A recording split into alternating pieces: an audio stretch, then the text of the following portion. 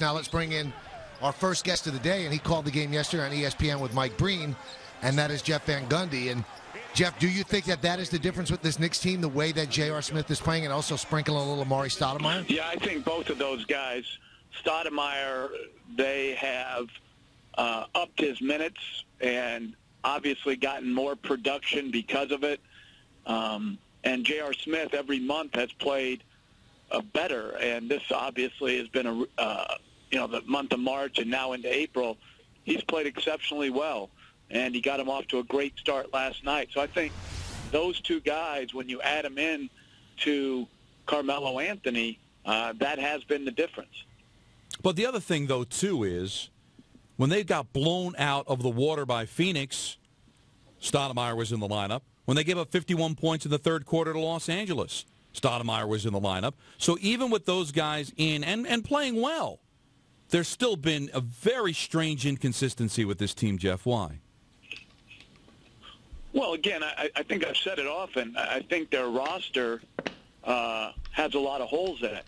So, they're a roster that needs, a lot of work over the next few seasons to get it to where it wants to be. And because you're talking about, that L.A. game, to me, was particularly confounding because L.A. is not a real good team, and you can lose to them because they do play offensively very capably, obviously, with Mike D'Antoni at the helm. But to get blown out like they did is inexcusable. Phoenix is different.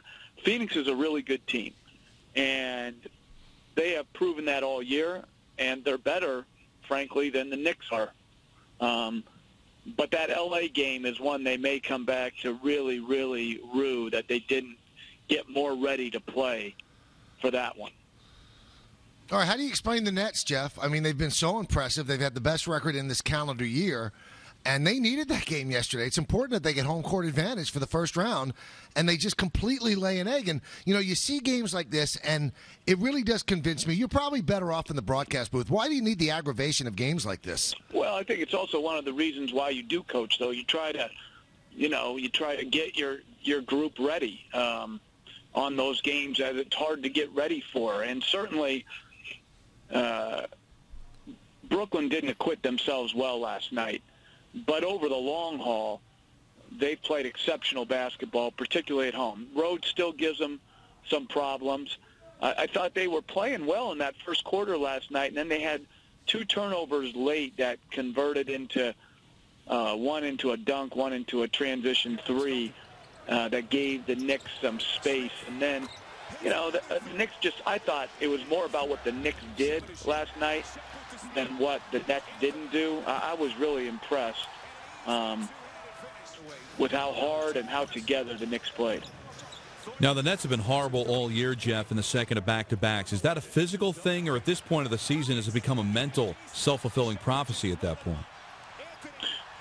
Well, look, I always felt that the back-to-back situation, because everybody emphasizes it in the media, they almost try to convince you that you're tired.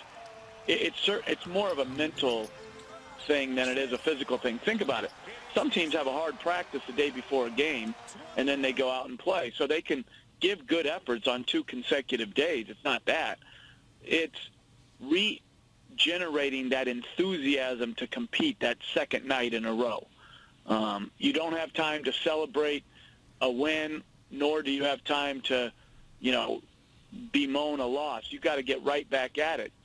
And particularly when you're playing a team who had the day off before and has a lot to play for as well as you do, it can catch you. And it caught them last night. They weren't nearly as sharp or energetic as they were against the Rockets the previous night.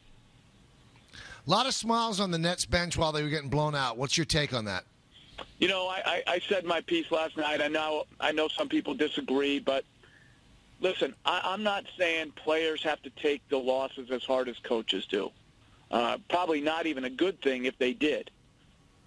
But there is a sense of decorum that I think both winning teams and losing teams should acquit themselves with. And listen, an occasional laugh over something that might have happened that was silly, fine. But that stretched a pretty long time. And if I'm a fan, it's a turnoff, certainly. But listen, the overall picture for the Nets has been so positive that game last night I'm going to throw out. But I'm not going to apologize for not liking the reaction on the bench over the last few minutes. All right. You see that in a lot of sports, though, Jeff. It's amazing. And Don and I talk about it all the time.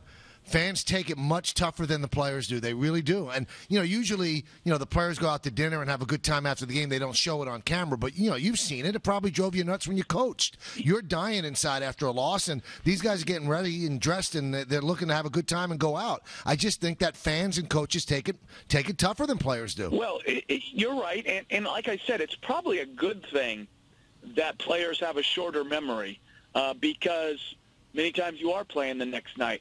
But I found the great ones have a period of reflection after the game. It doesn't have to last long. It doesn't have to be, throughout the plane trip or bus ride. But they have a period of reflection because they have such great pride in their craft and how well they do their job. So I just think, after the game is one thing. During the game, listen, it's not a good look. It's not a good look for the players. It's not a good look for their team, organization, and it's a horrible look for the league.